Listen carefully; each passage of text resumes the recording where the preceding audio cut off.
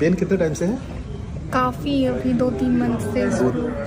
2-3 month से दर्द हो रहा है क्या? आप? बस एकदम रिलैक्स छोड़ो आप, एकदम रिलैक्स। ये सीधा करने में दर्द हो रहा है क्या? हाँ। फिर ऐसे टेढ़ा रखेंगे तो आपका टेढ़ा ही रह जाएगा नेक। रिलैक्स रिलैक्स, लूज छोड़ेंगे बस। Relax relax relax relax relax relax relax एकदम रिलैक्स।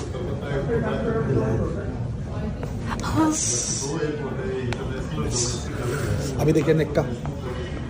हाँ, काफ़ी अच्छा। ठीक है। हाँ, थैंक यू डॉक्टर।